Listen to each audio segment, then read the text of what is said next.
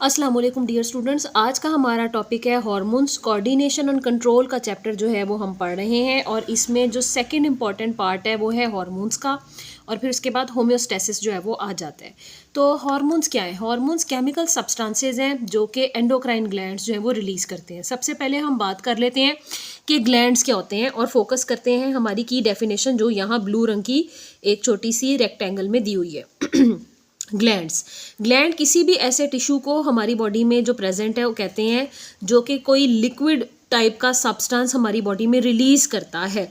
अब ये जो ग्लैंड है ये दो तरह का होता है, एक्सोक्राइन और एंडोक्राइन। एक्सोक्राइन ग्लैंड वो ग्लैंड होता है जिसकी डक्ट होती है यानी एक नाली होती है और उस नाली के थ्रू वो उस केमिकल सब्सटेंस को, उस लिक्विड सिक्रीशन को हमारी बॉडी के अंदर पोर करता है। मिसाल के तौर पर स्लाइवरी ग्लैंड जो हमारे मुंह में होते हैं ये स्लाइवा यानी कि थूक पैदा करते हैं और उसे स्लाइवरी डक्ट के थ्रू हमारे मुंह में थोड़ा थोड़ा करके तमाम दिन पोर करते रहते हैं जो हमारी खुराक को डाइजेस्ट करने में, हमारे खाने को डाइजेस्ट करने में हेल्प करता है। इसके अलावा एक दूसरी तरह का ग्लैंड भी हमारी बॉडी में होता है जो एंडोक्राइन ग्लैंड है। एंडोक्राइन ग्लैंड जो है ये वो ग्लैंड है जो बहुत सारे छोटे छोटे ऑर्गन्स पर मुश्तमिल है। ये ऑर्गन्स बाकी के फंक्शनिंग भी करते हैं और हार्मोन्स को भी सिक्रीट करते हैं, लेकिन इन्हें हार्मोन्स को रिलीज करने के लिए किसी नाली की, किसी डक्ट की ज़रूरत नहीं पड़ती, इसलिए इनको एंडोक्राइन ग्लैंड्स कहते हैं। और ये जो एंडोक्राइन ग्लैंड है अपनी सिक्रीशन को तैयार करके पैगाम पहुंचाने के लिए यानी मैसेजिंग करने के लिए इस्तेमाल करता है और ये विदाउट डक्ट काम करता है और अपनी केमिकल सिक्रीशन को ब्लड के अंदर छोड़ता है। तो हार्मोन जो है ये केमिकल सब्सटेंस है जिसे ग्लैंड बनाता है। ये ग्लैंड एंडोक्राइन ग्लैंड है, बगैर किसी डक्ट के, नाली के इसको बनाएगा और इसको पोर करेगा हमारे ब्लड के अंदर और उसकी वजह से हमारे किसी और ऑर्गन की, जिसे टारगेट ऑर्गन कहते हैं, एक्टिविटी को कंट्रोल करेगा या उसको चेंज करेगा। अब हमारी बॉडी में बहुत सारे एंडोक्राइन ग्लैंड्स हैं और ये एंडोक्राइन ग्लैंड जो है ये मैसेजिंग करते हैं। जैसे कि इन्होंने यहाँ पर आपको बताया हुआ कि जो नर्व इम्पल्स है वो आपकी बॉडी में 100 मीटर्स पर सेकेंड जो है वो ट्रैवल कर सकती है और मखसूस बॉडी पार्ट के अंदर इमीडिएटली रिस्पॉन्स यानी आपका रिएक्शन जो है वो पैदा करवाती है। इसी तरह कोऑर्डिनेशन करने के लिए जो हमारा ब्रेन है वो एंडोक्राइन सिस्टम जो है वो उसको चलाता है हमारी बॉडी के अंदर। हमारा ब्रेन बजाते खुद भी एक एंडोक्राइन ग्लैंड है, ये हार्मोन्स पैदा करता है, उन्हें सिक्रीट करता है ब्लड के अंदर और उनके थ्रू मुख्तलिफ ऑर्गन्स से उनकी फंक्शनिंग जो है उसको चेक कराता है। तो ये सारे जो एंडोक्राइन ग्लैंड्स हैं ये मिलकर हमारे जिस्म में एक पूरा, हमारी बॉडी में एक पूरा जो है सिस्टम बनाते हैं जिसे हम कहते हैं एंडोक्राइन सिस्टम।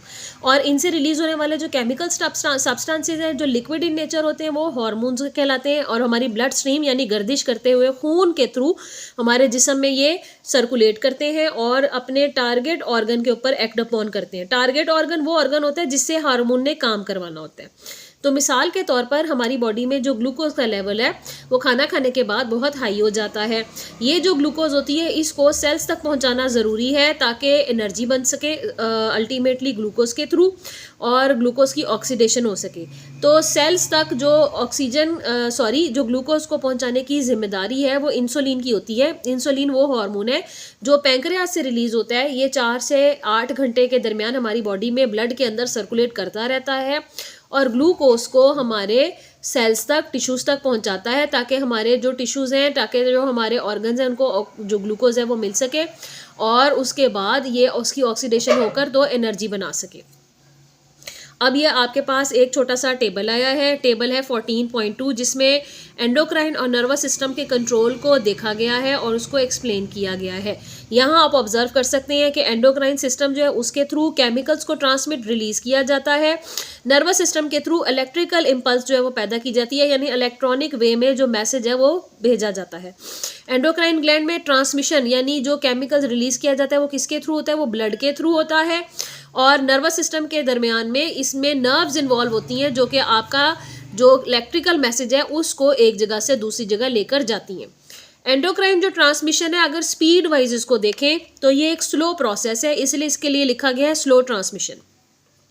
नर्वस टिश्यू जो है ये एक ऐसा आपका जो है वो सिस्टम है जिसमें जो रैपिड ट्रांसमिशन है वो होती है यानी बड़ी तेज़ी से आप जो है वो देखते हैं कि मैसेजिंग जो है वो बॉडी के अंदर होती है। उसके बाद है hormones disperse through out the body यानी हार्मोन्स आपके तमाम जिस्म में सर्कुलेट करते हैं लेकिन एक्शन जो है ये आपके टारगेट ऑर्गन्स के ऊपर ही करते हैं। इम्पल्सिस जो है डायरेक्टली टारगेट ऑर्गन तक जाती हैं, ये पूरी बॉडी तक सर्कुलेट नहीं होती। एंडोक्राइन सिस्टम का जो इफेक्ट है वो लॉन्ग टर्म इफेक्ट है, ये ज़्यादा देर बॉडी के ऊपर रहता है, और नर्वस टिश्यू का जो इम्पैक्ट है वो थोड़ी देर के लिए रहता है और जल्दी ख़त्म हो जाता है। अब हम बात कर लेते हैं एक डायग्राम की, जो डायग्राम आपकी बुक में यहाँ 14.19 जो है उस नंबर से दी गई है, और ये वो डायग्राम है। इसको मैं थोड़ा सा क्लोज करके आपको दिखाती हूँ। आप यहाँ देख सकते हैं कि ये हमारा ब्रेन है। ब्रेन के अंदर ये छोटा सा मटर के दाने के बराबर का ऑर्गन है जिसे हम पिट्यूटरी ग्लैंड कहते हैं। पिट्यूटरी ग्लैंड मास्टर है तमाम एंडोक्राइन ग्लैंड्स का। उसके बाद हमारी बॉडी में ये हलक में बटरफ्लाई शेप थायराइड ग्लैंड होता है। आपकी बुक में इसको लेबल नहीं किया गया, लेकिन ये मैं आपको बता रही हूँ। थायराइड ग्लैंड बेहद इंपॉर्टेंट ग्लैंड है, ये सारे मेटाबॉलिज्म को हमारी बॉडी के अंदर कंट्रोल करता है। इसके ऊपर छोटे छोटे बॉल्स की शक्ल में एक और जो ग्लैंड है वो पाया जाता है जिसे पैराथायरॉयड ग्लैंड कहते हैं, उसको भी यहाँ पर लेबल नहीं किया गया। उसके बाद आपके आ जाता है स्टमक। स्टमक भी आपका जो है वो सिक्रेटिन और रेनिन नाम का हार्मोन सिक्रीट करता है। ये आपकी बुक में नहीं दिया गया, लेकिन मैं आपको एक्स्ट्रा इन्फॉर्मेशन दे रही हूँ। उसके बाद जो इंपॉर्टेंट ऑर्गन है जिसको डिस्कस किया गया आपकी बुक में वो है पेंक्रियास। इसकी लीफ के जैसी शेप होती है, पत्ते के जैसी ये शेप होती है। ये डाइजेस्टिव सिस्टम को अगर देखें तो उसमें पेंक्रियाटिक जूस बनाता है, खुराक को हजम करता है। और अगर इसका एंडोक्राइन फंक्शन देखें तो ये हार्मोन पैदा करता है, इंसुलिन और ग्लूकागॉन, जिसे हमने लेक्चर के अगले हिस्से में पढ़ना है। फिर आप देख सकते हैं हमारा लोअर एब्डोमिनल रीजन है, पेट का निचला हिस्सा है, उसमें पीछे की तरफ हमारे जिस्म पे किडनीज मौजूद होती हैं। हर किडनी पर एक छोटा सा ग्लैंड पाया जाता है, पीले से रंग का ये नजर आता है। आपकी बुक में इसको पिंक और पर्पल से कलर में जो है वो शो किया गया है। इस ग्लैंड को कहते हैं एड्रीनल ग्लैंड। रीनल का वर्ड जो है वो किडनी के लिए इस्तेमाल होता है, तो इसलिए क्योंकि ये किडनी के ऊपर है तो इसे एड्रीनल कहते हैं। तो एक राइट किडनी लेफ्ट किडनी दोनों आपके सामने यहाँ नजर आ रही है, और उन पर जो है वो ग्लैंड भी आपको नजर आ रहा है। उसके बाद हम बात कर लेते हैं जो सेक्सुअल करेक्टर्स पैदा करते हैं हमारे ऑर्गन्स, और जिसकी वजह से मेल और फीमेल में डिफ्रेंसिएशन होती है। अगर फीमेल है तो उसमें ओवरीज होती हैं, यूट्रस होती है। तो ओवरीज जो है वो ऑर्गन है एंडोक्राइन, ना सिर्फ ये एग प्रोडक्शन करती हैं बल्कि ये फीमेल के हार्मोन्स भी पैदा करती हैं। और अगर हम मेल की बात करें तो मेल की बॉडी में 2 टेस्टिस होती हैं। इसमें से रिलीज होने वाले हार्मोन्स जैसे कि टेस्टोस्टेरोन, जो कि हमने आगे पढ़ना है, वो मेल के कैरेक्टर्स को पैदा करता है, जिसमें दाढ़ी का बनना, मूंछों का बनना, स्पर्म्स का बनना जो है वो शामिल होता है। अब हम देखते हैं कि किन एंडोक्राइन ग्लैंड्स को जो है आपकी बुक में जो है वो डिस्कस किया गया है। यहाँ कुछ जो इंपॉर्टेंट कैरेक्टर्स हैं वो आपकी बुक में डिस्कस किए गए हैं कि जो एंडोक्राइन ग्लैंड्स हैं ये डक्टलेस ग्लैंड्स हैं। डक्टलेस ग्लैंड का मतलब है कि इनके पास कोई नाली, कोई ट्यूब मौजूद नहीं है, इसीलिए ये अपनी जो सिक्रीशन है जिसे हम हार्मोन कहते हैं उसको डायरेक्ट ब्लड के अंदर जो है वो सिक्रीट करते हैं। आपके एंडोक्राइन ग्लैंड जो है वो फंक्शन करना शुरू कर देते हैं। आपके जो कुछ हार्मोन है उनका लॉन्ग टर्म इफेक्ट होता है, वो आपकी ग्रोथ को भी इन्हेंस करते हैं, आपकी हाइट को बढ़ाते हैं।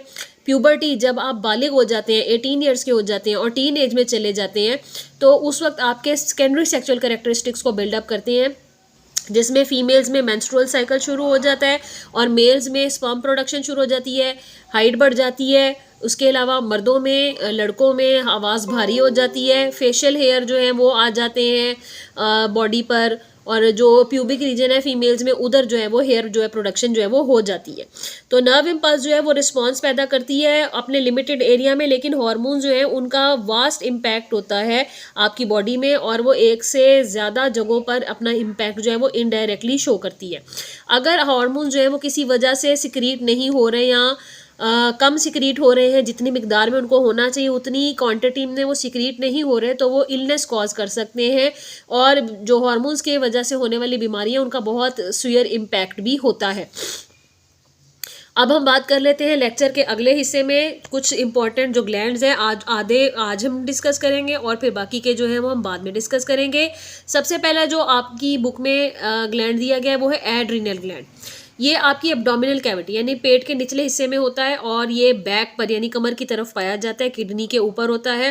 एड्रीनालिन नाम का ये हार्मोन रिलीज करता है। इसके अलावा एक और इम्पॉर्टेंट हार्मोन ये रिलीज करता है जिसे नॉर एड्रीनालिन कहते हैं, लेकिन आपकी बुक में उसका जिक्र नहीं है, लेकिन ये मैं आपको समझा रही हूँ। अब इसमें आप देख सकते हो कि ये आपकी बॉडी में क्या क्या चेंजेस लेकर आता है। ये आपकी बॉडी में स्ट्रेसफुल कंडीशन, जब आप स्ट्रेस में होते हैं, जब आपको किसी चीज़ की परेशानी है, या जब आप बहुत तेज़ी से काम कर रहे हैं, आपकी एनर्जी भी बहुत ज़्यादा लग रही है, आप किसी इम्पॉर्टेंट जो इवेंट है उसकी वजह से आपकी बॉडी जो है वो तेज़ी से काम कर रही है, आपकी बॉडी में तेज़ी से चेंजेस आ रहे हैं, उन तेज़ी से आने वाले चेंजेस के मुतालिक जो एड्रेनालिन है वो आपकी बॉडी को तैयार करता है। मिसाल के तौर पर ये ग्लूकोज के लेवल को हाई कर देगा, मिसाल के तौर पर ये ब्रीदिंग रेट को आपके जो है वो तेज़ कर देगा, गहरा कर देगा, जिसकी वजह से आप लंबे लंबे सांस लेने लगेंगे। मिसाल के तौर पर जब आप एक्सरसाइज कर रहे होते हैं तो आप बहुत तेज़ी से काम कर रहे होते हैं, उस वक्त ब्रीदिंग रेट भी बढ़ जाता है, हार्ट की जो बीटिंग होती है वो भी बढ़ जाती है, क्योंकि ऑक्सीजन ज़्यादा मिकदार में चाहिए होती है बॉडी को एनर्जी बनाने के लिए। ओवरऑल जो एनर्जी है उसकी कंजम्पशन बढ़ जाती है, तो इसलिए आपका हार्ट भी बीट कर रहा होता है तेज़ी से, आपकी ब्रीदिंग रेट भी बढ़ जाती है। वो कंपनसेट कर रहे होते हैं आपकी बॉडी की एनर्जी की रिक्वायरमेंट को पूरा करने के लिए। और आपकी आंखों में जो प्यूपिल होती है वो भी बड़ी हो जाती है, जिसे कहते हैं डायलेट होना, जो आंख की पुतली है उसका फैल जाना। इसके अलावा ये क्या इंपॉर्टेंट काम करते हैं कि हमारा जो ग्लूकोज खाना खाने के बाद बच जाता है उसका पहला हिस्सा तो सेल्स इस्तेमाल कर लेते हैं एनर्जी बनाने के लिए, लेकिन दूसरा हिस्सा जो बच जाता है उसको रिजर्व फूड मटेरियल, जिसे हम ग्लाइकोजन कहते हैं, उसमें स्टोर कर लिया जाता है। तो ग्लाइकोजन जो होती है वो लिवर के अंदर स्टोर हो जाती है, तो इस ग्लाइकोजन को वापस कन्वर्ट करता है ग्लूकोज में जब हमारी बॉडी में ग्लूकोज की कमी हो रही होती है, हमने खाना नहीं खाया होता। तो इसलिए ये एक्शन जो इसका है ये हमारी बॉडी के अंदर ग्लूकोज के लेवल को मेंटेन करता है। अच्छा जी, उसके बाद है जो हमारा एड्रेनालिन है, ये मेटाबॉलिक एक्टिविटी को कंट्रोल करता है, ये जो ग्लूकोज है उसके लेवल को बढ़ाता है, आपकी ब्रीदिंग रेट को भी जो है वो बढ़ाता है और आपकी एनर्जी रिक्वायरमेंट को पूरा करता है। क्योंकि मेटाबॉलिज्म एक ऐसा प्रोसेस है जिसमें हमारे जिस्म में कुछ चीज़ें बनती हैं और कुछ चीज़ें टूटती हैं। तो मेटाबॉलिज्म जो है वो जो मेटाबॉलिक एक्टिविटी इन्होंने आपको यहाँ बताई है, ये मेटाबॉलिक एक्टिविटी एक्चुअली में क्या है, ये मेटाबॉलिज्म के बारे में बात हो रही है, जिसमें कुछ हिस्सा एनाबॉलिज्म है और कुछ हिस्सा जो है वो कैटाबॉलिज्म है। तो ये दोनों साथ साथ चलते हैं और आपकी बॉडी को जो है वो एक्टिव करते हैं।